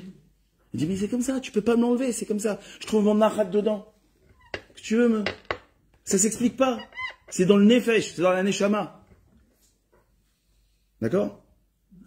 Or, le problème, c'est que souvent, les hommes, voire les femmes, quand ils arrivent là où ils attendent le maximum de nahat, eh ben, ils sont déçus. Ils ne sont pas attendus. Ils ont le sentiment d'être de passage. Un utilitaire. T'as fait les courses? T'as pas acheté les poivrons comme je t'ai demandé? Retourne parce que là, c'est pas bon ce que t'as acheté. Dis-moi, tu sais que la semaine prochaine, on a le mariage de la telle, t'as intérêt à être là. Hein, parce que moi, j'ai été pour ta famille. Hein. Je dis, mais c'est parce que j'attends quand je rentre à la maison. Tu sais ce que j'attends quand je rentre à la maison? Un accueil. Tu vois, quand tu accueilles ta sœur, comme tu accueilles ton père, ta mère, ton frère, tes amis. J'aimerais bien être accueilli comme ça, moi, de temps en temps. Et vice-versa, hein, je dis pas seulement la femme. Mais aussi l'homme aussi. Le Shabbat, des fleurs. C'est quoi des fleurs? C'est rien des fleurs. Alors c'est vrai que c'est un investissement. Mais c'est pour Shabbat. Oui, non, d'accord, mais c'est pas que pour Shabbat. C'est pour tout le mal que tu as fait, que tu t'es donné pour le Shabbat. C'est-à-dire, je donne de l'importance. L'un et l'autre cherchent à exister. Or, le bien, le tov, c'est de faire en sorte que l'autre, il existe. Il a une part importante. Ce qu'on appelle en hébreu de la itiachasut, ou de la chashivut. Donner de l'importance, donner de l'intention. C'est ça, aimer. Des fois, c'est même pas parler. Des fois, c'est même pas des pensées. Des fois, c'est comme a dit Myriam, des fois, c'est un SMS au milieu de l'après-midi. Coucou, tu me manques. Comme ça, il dit une fois, Ben Chetri, dans une conférence, il a dit, une femme, elle préfère, alors c'est beaucoup très économique, hein, elle préfère un coucou, je t'aime, tu me manques, plutôt qu'une bague avec un diamant. C'est pas vrai. C'est pas vrai, ça? Ah, Ah, d'accord. Alors, je lui dirai. Les deux sont bienvenus. C'est deux choses différentes. Ah, bon, le coucou, je t'aime, c'est tous les jours. Ah, d'accord. Et la bague en diamant, c'est... Moi, je voulais faire des économies. Hein. Surtout qu'on était aujourd'hui... Surtout qu'aujourd'hui, on était à la bourse de diamants, alors j'ai eu peur aujourd'hui. Non, c'est deux choses différentes. Ça, c'est une première chose. Deuxième chose, et le deuxième point que Myriam m'a invité à traiter, c'est la sincérité. Alors ouais, c'est très dur. Très dur d'être sincère. Faire semblant, ça se voit. Ça se voit.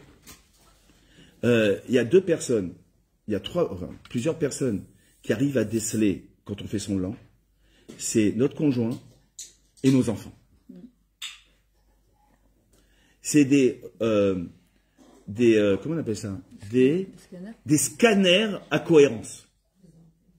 Des scanners, des antennes à cohérence. C'est-à-dire, l'incohérence, c'est tout de suite révélé. Et par les enfants, et par le conjoint. Ça, c'est clair. C'est normal, on n'est observé que par eux. Les autres, il n'y a pas d'enjeu. D'accord?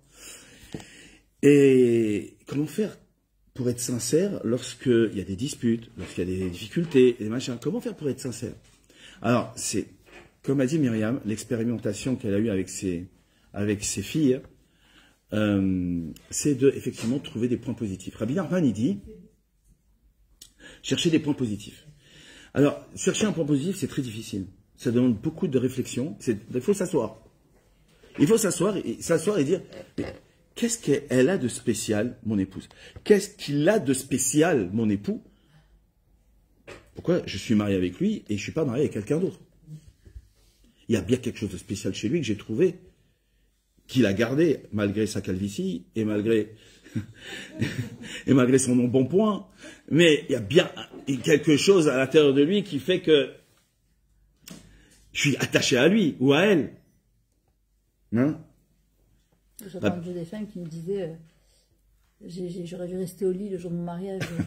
J'ai dû trouver de lunettes. Enfin, on rentre tellement dans un trip comme ça. Non, c'est qu'il y a quelque chose. Les Neshamot, c'est pas comme ça.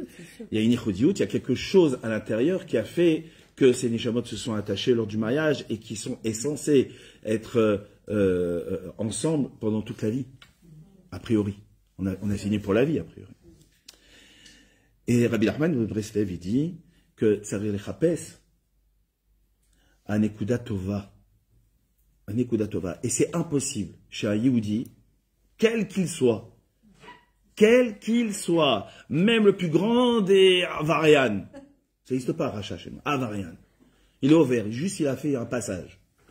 C'est un passage à vide, on va dire. Ça, Avarian. Il est ouvert. Avarian. Et donc, c'est pas possible, il est impossible que cet homme-là, il n'a pas, ou cette femme-là, il n'a pas de point positif. Impossible.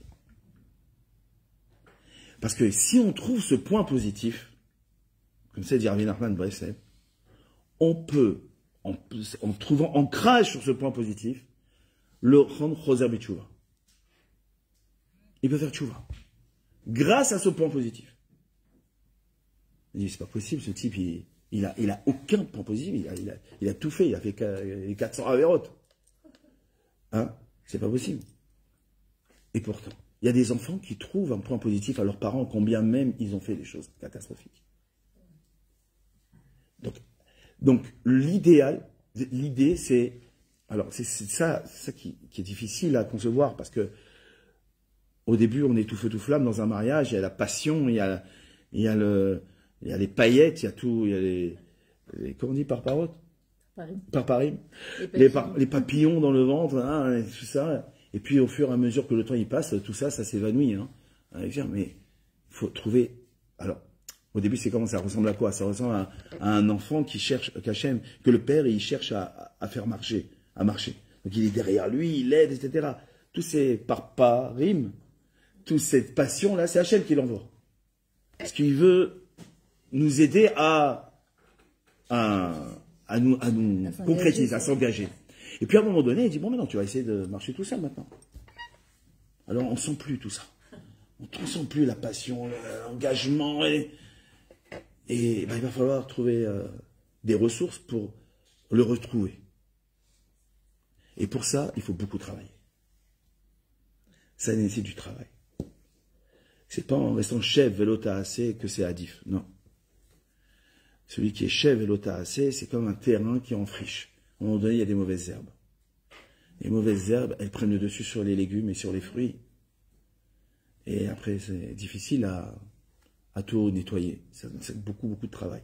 Donc, le but du jeu, c'est de, dès le départ, mettre du travail, je te laisse la parole, hein, de travailler, de prendre ça, ma mâche, en bras le corps, de pas laisser les choses se faire d'elles-mêmes, ou de pas attendre pire que le conjoint fasse à notre place, parce que sinon, c'est l'échec assuré. Voilà. Ok. Alors, encore quelques petits points. Alors, normalement, dans la Torah, on n'a pas le droit de donner des surnoms, mais dans le couple, c'est important de se donner un petit surnom de riba. C'est-à-dire que, par exemple, quand son mari nous appelle, ou sa femme, elle appelle sur le téléphone, d'avoir un nom sympathique, que chaque fois que le nom de mon conjoint va s'afficher, en fait, ça va me rappeler quelque chose de tough sur lui. D'accord? Et pas que ce soit un truc yavesh. Quand j'appellerai le voisin ou la voisine du quartier, Madame Antel, d'accord? Il faut rajouter un petit quelque chose, d'accord? Qui va faire que ça rappelle mon conjoint ce que j'éprouve pour lui. Deuxième chose, d'avoir des codes. Des codes, ça peut être par le regard, ça peut être par un mot, ça peut être soufflé dans les oreilles, ça peut être quelque chose qu'on va se comprendre à demi-mot. C'est hyper important parce que ça crée une complicité. Un jour, à l'époque où j'habitais du côté de Bétar, je préparais souvent mes calottes au Canyon Malcha. Et un jour, je me souviens, j'étais assise avec une de mes calottes pendant 2 heures, plus de 2 heures. Et j'avais un couple qui était juste derrière, il devait avoir entre 50 et 60 ans, je ne sais pas exactement. C'était des datilomis, je me rappelle, des Israéliens. Et à un moment, je lui dis, regarde, retourne-toi et observe-les. Elle était avec moi. Ils ont passé 2 heures, ils étaient collés. Mais tu aurais vu les mamaches Bob Marley, quoi, Baba Cool. Mais le truc, ils ont passé 2 heures, et tu sentais que c'était pas du cinéma parce qu'ils étaient à l'extérieur, à se regarder et à rigoler ensemble. Et ça, dans la communication, c'est super important, le regard. D'accord? On peut tuer avec le regard, et on peut aimer avec le regard.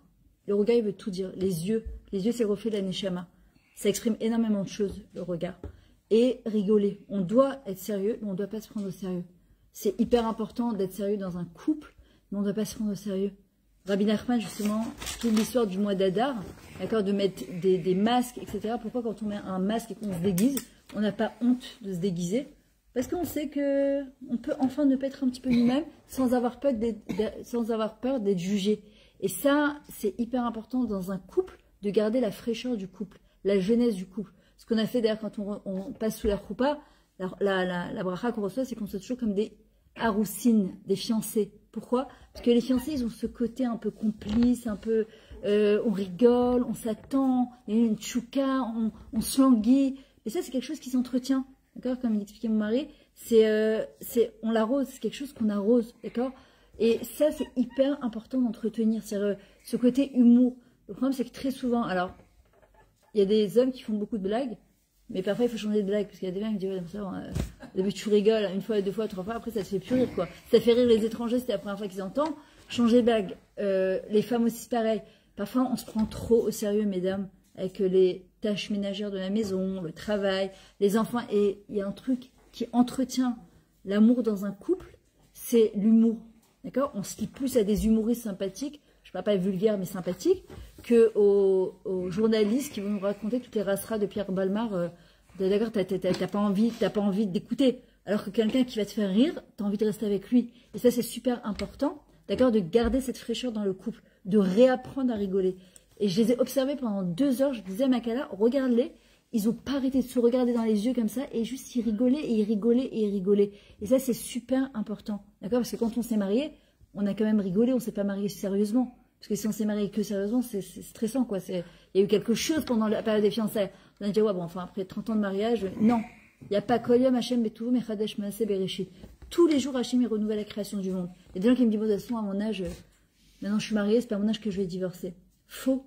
Si je décide, si c'est un choix que je fais, le méchané, à cause de l'âge, à cause des enfants, à cause de n'importe quoi, parce que j'ai pas envie de divorcer, parce que c'est pas bien de divorcer, pas... le méchané est la raison pour laquelle je décide. Donc, je choisis de rester avec mon conjoint. Si déjà je choisis de rester avec lui, alors je choisis de redonner une touche de joie et de fraîcheur dans mon couple. Parce que c'est pas possible. Je vois des couples autour de moi.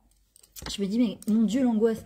Ils sont là, comme 2 colocataires, c'est on se lève, c'est technique. N'oublie pas de faire ci, n'oublie pas de faire ça, les courses de Shabbat. Ils ont rien à se dire à table, mais c'est horrible. Alors qu'on se rapproche avec une personne par la communication. Quand on a de quoi échanger. Je dis, mais il n'y a rien à parler en commun, un d'avoir casé. On trouve, on cherche, on va. Si déjà, encore une fois, il y a marqué, il y a les brachot et il y a les klalot. On doit choisir la vie. Et choisir la vie, c'est, comme il dit David Ameller dans cet élim, Mihu Aish et Chafet Chaim, quel est l'homme qui désire vivre bien dans ce monde et le monde futur? Oev Yamim Lirot Tov. C'est voir le bien. Et pour Lirot Tov, comme c'est pas la nature de l'être humain, on doit chercher le bien tous les jours. Et tous les jours, on ne doit jamais oublier que la personne qui est en face de nous, c'est aussi Chelek Elokem et mal. Il y a par exemple quelque chose qui tue dans le couple, c'est ce qu'on appelle la relation klaxon. Le tu le tues. Tu n'es pas bécédaire, tu dois changer, tu me saoules, tu m'énerves, tu es responsable, tu es la source de tous mes problèmes, tu me fais pas rire, tu m'amènes pas par ça, tu ne me gâtes jamais. C'est ce qu'on appelle la relation klaxon. Tu. Un moment, bah, ça finit par tuer. Hein? J'avais pas compris klaxon. C'est ça la relation klaxon. C'est le tu le tues, à force tu klaxonnes, tu. Et en fait, J'avais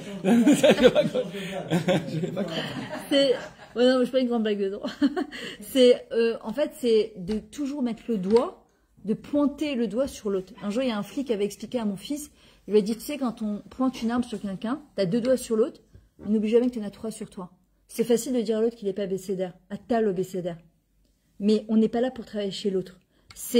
Et la chose, je crois, il me semble, la plus difficile dans le couple, c'est d'accepter la personne comme elle est, sans vouloir la changer. Nous, on doit apprendre, c'est comme les élections, et Bibi, et Baba, Bata Roche, Bata Hachem, Bata je sais pas quoi. Bata Chlez, c'est facile de parler et de rien faire. Il n'y a que ceux qui font pas, qui critiquent, d'accord? Si tu as quelque chose à faire, bah fais-le. Si tu n'as pas à faire, alors change-toi toi. Si à 6 mois déjà je change mon monde à l'intérieur de moi-même, ma manière de communiquer à l'intérieur, le regard que je porte à l'intérieur sur moi et sur mon mari, déjà, les choses vont devenir un petit peu plus constructive et productive. Mais à partir du moment où, dès que je vois mon mari rentrer, ma femme rentrer, il me saoule, il m'énerve, je ne supporte plus. Ce genre de monologue de communication que j'entretiens avec moi-même, on ne se rend pas compte, mais ça nous bousille. Ça nous tue. Comment je peux développer en même temps de l'amour et en même temps un monologue de je ne le supporte plus, il m'énerve, je ne le supporte plus, il m'exaspère. Non. C'est quoi le premier mot qu'on dit quand on se lève le matin? Le premier. Moda. Je te remercie Hachem. Tu m'as rendu ma neshama. Le premier mot qu'un juif, tout ce qui représente la ma'out, l'essence même d'un yehudi, c'est quoi? Moda. Et en vrai, dans le couple, c'est pareil. La relation qu'on a avec Hachem, c'est parfois aussi la relation qu'on a avec son conjoint. D'accord? Si même j'ai envie de lui faire, entre guillemets, une critique, je dois d'abord commencer par quelque chose de positif. Tu sais, dans ma journée aujourd'hui, il y a eu ça de sympa, il y a eu ça. Qui a envie d'écouter quelqu'un qui se plaint tout le temps? Non, Bémet, quelqu'un qui est toujours en train de dire, ouais, au travail c'était comme ça, ma vas-y, elle m'a fait comme ça, à l'école c'était comme ça. À un moment, tu vas écouter une première fois, deuxième fois, mais personne n'a envie d'écouter. Et même Hachem, hein, je suis sûre que parfois, quand il dit, ouais, bah, je connais son refrain, c'est tout le temps le même truc, elle se plaint, elle se plaint. C'est pour ça que le Rav Arush, il parle de, même dans la Hidbo des doutes, c'est les hodotes, tout le temps les hodotes. Et quand je suis moda, je suis ma kirtoda, je remercie mon conjoint, pour ça, je suis obligée de chercher le top, je redémarre, je recrée une dynamique à la maison de remerciement. Comme je dis tout à l'heure, jeter une poubelle, tu vas dire, c'est le minimum, quoi. C'est pas que ma poubelle, c'est la sienne aussi. Ok, mais il y a des hommes qui le font pas. Aller faire des courses, bah, écoute, moi, c'est moi qui fais Shabbat. Ok, mais il y a des hommes qui le font pas. Faire à manger, alors, je m'adresse aux messieurs, hein. Souvent, j'entends, par exemple, la femme, elle a fait à manger, et dire, ouais, mais il manque du sel, les boulettes, elles sont pas comme celles de ma mère. T'as pas épousé ta mère, t'as pas épousé ta grand-mère, t'as épousé ta femme. Et de dire il manque du sel, ça ne sert à rien. Le Baal Shem Tov, il était prêt à manger une soupe archi salée pour ne pas faire honte à la Balat Habayit. C'est-à-dire, ta femme, elle s'est tuée, elle a fait ce qu'elle peut. Qu'est-ce qui va lui donner envie? On a l'impression que c'est Shabbat tous les jours. T'as fermé les yeux, tu roules les yeux, t'es encore dans le supermarché en train de faire les courses et tu recommences Shabbat. Et tous les jours c'est Shabbat et tous les jours c'est Shabbat. C'est dur de préparer Shabbat, c'est beau de préparer Shabbat, ça demande beaucoup d'énergie, beaucoup de temps. Alors, qu'est-ce qui va donner le délec, l'essence même à un homme d'aller faire des courses, à une femme de cuisiner? Merci. Mais un vrai merci, pas un merci pour les courses. C'est merci. Cherchez dans les courses le tov. Cherchez dans les petites choses le tov. Regardez, c'est bientôt Purim. C'est quoi la fête de Purim? C'est la fête la plus matérielle qui existe. Et pourtant, on dit que c'est plus grand que Yom Kippour. On boit, on se déguide, on se saoule, enfin de manière modérée évidemment. On s'échange de la nourriture pour changer un peu. On finit le Tiny Tester, on mange. Il n'y a pas plus matériel que cette fête. Pourquoi? Elle est plus kadosh que Kippour, parce qu'on doit aller chercher, dans ce cas de plus matériel, la Megillat Esther, dévoiler ce qui est caché, la main d'Akadosh Baruch Hu. Et en vrai, dans son couple, c'est exactement pareil. C'est d'aller chercher ce qui est caché à l'intérieur de mon mari et d'apprendre à lui dire merci. C'est-à-dire que je ne commence pas une conversation avec des critiques, c'est pas possible. Il faut commencer quelque chose avec du chiyuvi, avec du positif. Regardez, une critique en hébreu, ça se dit bikoret. D'accord? La critique se dit bikoret. C'est les mêmes lettres que kever. On enterre les gens avec soi-disant la critique. Non, mais c'est pour ton bien. Qui sait qu'est-ce qui est vraiment bien pour l'autre? Rabbi Akiva, à son époque, il avait dit, j'ai pas trouvé, je parle de plus de 2000 ans, quelqu'un qui est capable de faire, pas une bikoret, mais une tochacha, une remontrance. Or, une remontrance, c'est vraiment parce que je t'aime que je te dis cette chose-là. Ce qui sort du cœur, ça rentre dans le cœur. Une critique, c'est ça m'énerve. Je comprends pas pourquoi elle vient en pantalon à la synagogue. On lui a dit 10 fois de ne pas venir. Ça m'énerve. C'est pas pour Akadosh Baruch Hu, c'est pas pour le... Ça s'appelle une critique. On tue les gens avec la critique. Le compliment se dit mahma'a. Ça vient du mot cham, la chaleur, mohar, le cerveau. On donne envie aux gens d'aller de l'avant. Juste avec un mot gentil. Alors même si au début, on a perdu ce truc-là, on a perdu cette dynamique dans le couple parce qu'il y a 10 ans, 15 ans, 20 ans de mariage, beaucoup de rancœur, beaucoup de... Si on a choisi de rester avec son conjoint, on doit remettre le moteur en route. Miché, miché, miché, miché nirnasadar, marmé mezibra. On le chante comme ça, pourquoi? Parce que le moteur, parfois, il s'est refroidi. Et bien dans un couple, c'est pareil. Alors je vais commencer par exemple, un mot gentil. Me dire, avant de me coucher, est-ce que j'ai fait un compliment aujourd'hui à ma femme? Est-ce que j'ai fait un compliment à mon mari? Est-ce que je lui ai dit un mot gentil aujourd'hui? Comme avec les enfants, c'est super important. Et puis, le compliment appelle le compliment. La critique appelle à la critique. Une personne, pourquoi elle aura envie de rentrer chez elle si elle sait que de toute façon, elle va se faire incendier. Voilà. Pourquoi? Les enfants, c'est pareil, les ados, c'est la même chose. De toute façon, je vais rentrer, pareil, t'as pas fait tes devoirs, t'as pas fait ci, t'es insupportable. Pourquoi t'as envie de rentrer chez toi? Alors que la famille, c'est l'endroit où j'ai envie de me poser normalement. Maintenant,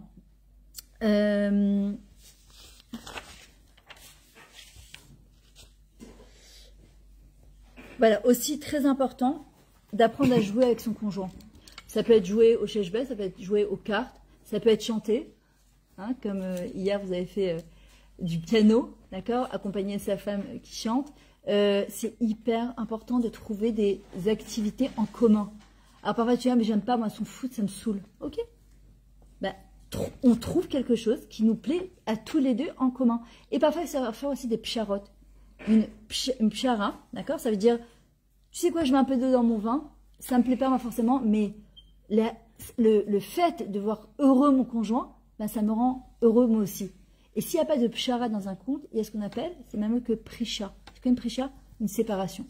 À un moment, on se sépare. D'accord? Donc c'est super important de réapprendre à jouer ensemble. Danser, se draguer. D'accord? C'est pas fait pour les jeunes. Le problème, c'est que nous, on a montré des films américains et qui se marient et furent heureux. Sauf que nous, notre vie, elle fait que commencer en sortant de la choupa. Nous, ils furent heureux, mais c'est que vraiment à la fin de leur vie. C'est pas après la choupa, on ne fait que commencer. Et en vrai, cette chose-là qu'on recherche tous, en fin de compte, cette amitié, cette intimité, cette complicité, ce côté chaverout, d'accord? On a les outils entre les mains. Si on n'y arrive pas, on va se faire aider. Il n'y a aucune honte de lever le téléphone et de demander de l'aide à l'extérieur. Il n'y a aucune honte, bien au contraire. Une chose aussi qui aide parfois, c'est ressortir les albums photos. Moi, je sais que j'ai beaucoup fait ça avec mes enfants, à l'âge de l'adolescence, quand j'en pouvais plus. En fait, je ressortais les albums photos de quand ils étaient bébés. Et tu craques, tu fonds.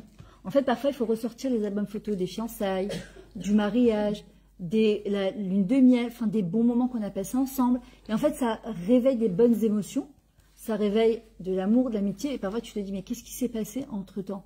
Parfois, c'est les enfants, parfois, c'est la parnassa, parfois, c'est la alia. Il y a tellement de choses qui font que, d'accord, se rappeler les bons souvenirs. Pour que quoi? Les raviver, ces souvenirs-là. Il faut rallumer cette petite flamme, tout simplement, et après l'entretenir et l'entretenir encore. Voilà. Ok. Alors, avant de... Peut-être tu veux conclure quelque chose? Oui. Ok, alors, on va conclure après, avant de... Bekef. Après, je vous dirai quelque chose avant de... que vous partiez. Vas-y. Je vais conclure. Alors, tout ce qu'on a dit, c'est, mamash, de manière introductive. En réalité, on pourrait passer chaque partie de ce qui a été traité ce soir, rien que sur la tikshorette, ça peut faire l'objet de plusieurs séances, de plusieurs ateliers différents. On est rentré dans le mois de Hadar, déjà Hadar Rishon, on va rentrer bientôt dans Hadar Sheni. Hadar, le signe zodiacal du mois de Hadar, c'est le poisson. C'est le poisson. De tous les signes zodiacaux, je ne sais pas si ça existe, zodiacaux, comme les chacos et les chacals. En tout cas, de tous les signes, c'est le seul signe où on est deux. Alors vous allez me dire les jumeaux. Oui, mais vous avez déjà vu un jumeau seul? Par définition, un jumeau, il a toujours un jumeau. Donc, en réalité, de tous les, il y a le bélier, il y a tout ça, hein, et il y a poisson, c'est deux. Donc, le mois de Hadar, où on voit la fête de Purim, où Myriam a évoqué le côté matériel des choses, mais moi, j'irai plus loin, c'est le côté de Netina. Toute la fête de Purim, qui se déroule au mois de Hadar, est basée sur le don et sur le chesed. Le mishté, ensemble, mishloach manot, ish lerehu, matanot laevionim. C'est vraiment l'annulation de soi, tout en gardant sa dignité, mais au service du bien de l'autre. Donc, elle est d'à propos, cette conférence de ce soir, parce que le mois de Hadar, on va préparer Purim, et le laboratoire de la Netina, du don, c'est la famille. On a dit tout à l'heure. C'est l'entité élémentaire du Ham Israël, c'est la famille, c'est le couple. Et donc le couple. Il y a un dicton dans les Pirkei Avot, pas les Pirkei Avot, je crois que c'est un autre endroit, mais je crois que c'est la Gemara, que j'ai pas du tout compris jusqu'à très récemment. Il y a écrit Yagati velo matzati al ta'amin. Lo yagati ve matzati al ta'amin. Yagati ve matzati ta'amin. Ça veut dire quoi? Ça veut dire j'ai cherché et j'ai pas trouvé. Celui qui a dit ça ne le croit pas. Celui qui dit j'ai pas cherché et j'ai trouvé ne le croit pas non plus. Mais celui qui dit j'ai cherché et j'ai trouvé, crois-le. Mais moi je dis il en manque un. Non, j'ai pas cherché. Oui, mais pourquoi? Non, c'est pas qu'il en manque un. On m'a dit j'ai cherché, j'ai pas trouvé, ne le crois pas. Pourtant, il y a des gens qui ont sincèrement cherché et qui n'ont pas trouvé. Ça existe, non? On a bien cherché des choses, on n'a pas trouvé. Pourquoi ne pas croire? Celui qui dit j'ai cherché, j'ai pas trouvé. C'est dans l'air du temps. Ouais, c'est pour C'est ça. cette méthode-là. Ouais, Maseret Negila, Razak. Toda, merci. Maseret Negila. Mais pourquoi ne pas le croire? Et en fait, j'ai compris quand Rami me disent que en fait, c'est qui trouve. Trouver, en réalité, c'est chercher. C'est-à-dire, c'est pas parce qu'on n'a pas trouvé ce qu'on cherche qu'on n'a pas trouvé. Chercher, être à la recherche de quelque chose, c'est déjà trouver. On n'a pas d'obligation de résultat, en fait. On a une obligation de moyens. On doit chercher. L'homme, il doit chercher. Tout le temps. Il doit chercher. Ce que la Torah elle nous dit, c'est que chercher, c'est trouver. T'inquiète pas, tu as déjà trouvé. Même si tu n'as pas trouvé ce que tu cherchais, tu l'as déjà trouvé. Et donc c'est pour ça qu'on doit croire celui qui dit cherche, j'ai cherché et j'ai trouvé. Et j'ai pas trouvé, je ne le crois pas. Celui qui dit j'ai cherché et j'ai trouvé, je dois le croire. Parce que de toute façon, tous les efforts qu'on va déployer pour la consolidation de la famille ne sont pas vaines. Tous ces efforts ne sont pas vains.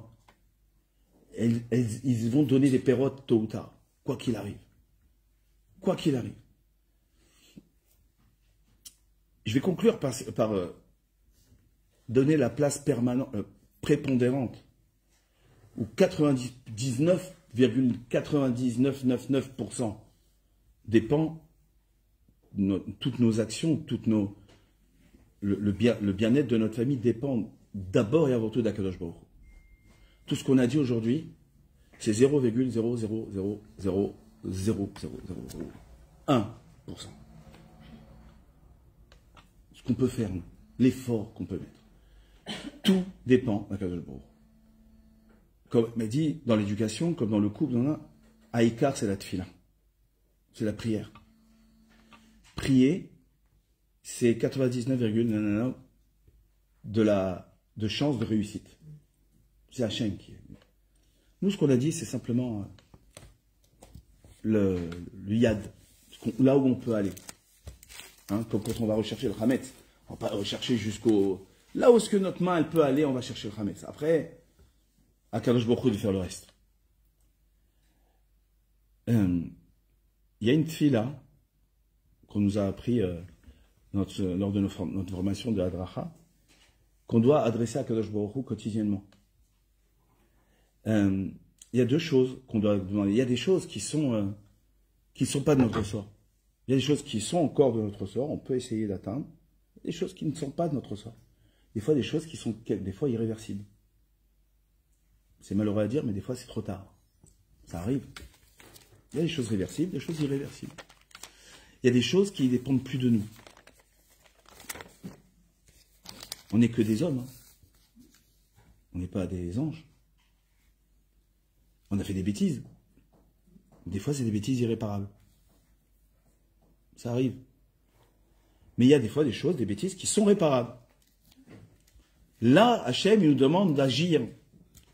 Et donc, on doit prier à Kadosh Baruch Hu de faire d'abord la distinction entre ces deux choses. Parce que c'est très difficile de distinguer des choses dont on a encore une portée, des choses dont on n'a plus de portée. C'est plus de notre sort. C'est difficile de distinguer les deux. Donc on doit demander à Kadosh Baruch Hu déjà, puisque c'est lui qui dirige tout, de nous faire, nous amener la lucidité, de distinguer entre ces deux éléments, des choses qu'on peut encore réparer, des choses qu'on ne peut pas réparer.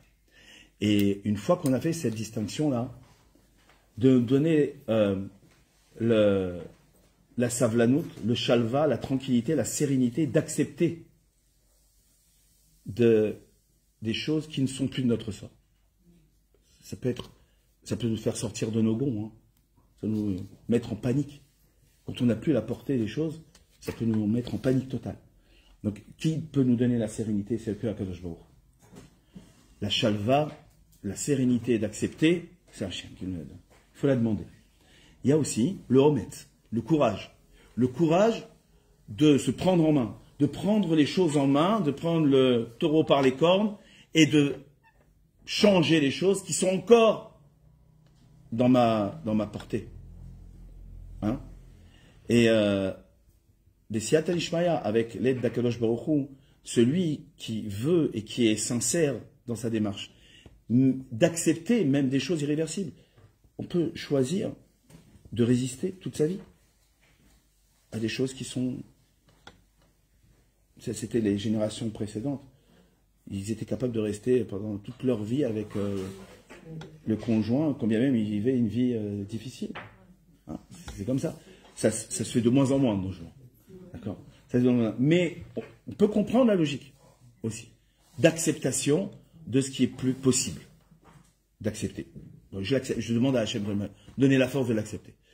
Et Bezrat Hachem, avec Siyata Dishmaya, Akadosh Baruch Hu nous donne de la tzlacha dans notre netina, dans notre démarche de don de soi, don pour faire le bien, pour que fasse en sorte que nous restons des créatures, non pas des créatures, mais des créatures, ce qu'Hachem il attend de nous, quoi, d'être des véritables, des humains, des hommes et des femmes prêts à donner de soi pour faire amener le bien dans le Ham Israël et amener le Mashiach Bimravi Amenu. Alors, juste avant, je voudrais vous faire un petit exercice avec vous, très rapide. Alors, je sais qui sont intéressés. J'ai amené plusieurs livres, jusqu'à Eilat. Mais c'est pas pour partir avec. Dans ma voiture. Pour sa voiture. Alors, il y a le livre du Rav Zamir Cohen, je ne sais pas si vous avez entendu parler sur le couple. Vous avez entendu parler du Rav Zamir. Il y a l'homme et la femme en même temps. Il y en a un pour l'homme, un pour la femme, c'est hyper intéressant. Il y a les fabuleuses histoires du Baal Shem Tov, Grand Sgoulet de le lire pendant Shabbat, pour ceux que parfois tu n'as pas envie de faire un Dartora, les enfants ils veulent pas écouter, etc. Tout le monde a mes histoires, ou les lire à Melavi Malka. Il y a la pensée positive 1, il y a le 2, il y a Pris avec eux, c'est une étude quotidienne. Il y en a un qui est sorti, qui est magnifique, qui s'appelle Mais dans notre cœur. C'est justement le Ben Adam Lachavero. C'est plein d'histoires de la Duneka Zechut, de juger favorablement, etc. Il y en a un sur le Chafetz Chaim, je l'ai ici, il est dans le sac. C'est toute la vie du Chafetz Chaim, un Ben Adam exceptionnel, pas seulement la Lachot, plein d'histoires sur le Chafetz Chaim. Et il y a mon livre aussi, ça s'appelle Je lui ai dit pour toi chez mon meilleur ami, avec une dédicace évidemment, où je fais comment j'ai rentré à Kadosh Baruch Hu dans ma vie depuis Créteil, mon mariage, Malia, mes enfants, et il y a surtout pour les femmes l'histoire des fêtes sous un œil féminin. C'est quoi la vraie liberté de Pessah, Purim, la Simcha, Sukkot, etc. Donc ceux qui sont intéressés de prendre des livres, et il y a voilà, avec toi aussi, et ça peut être payé en espèces ou en bit aussi, il n'y a pas de problème. Et j'aurais voulu faire un petit exercice avec vous, très rapide. D'abord, avant que vous repartiez chez vous, je voudrais que chacun, pas maintenant, vous prenez 2 minutes, envoyez un SMS, même si les couples ils sont là, vous pouvez vous envoyer... Ouais, je vois les visages.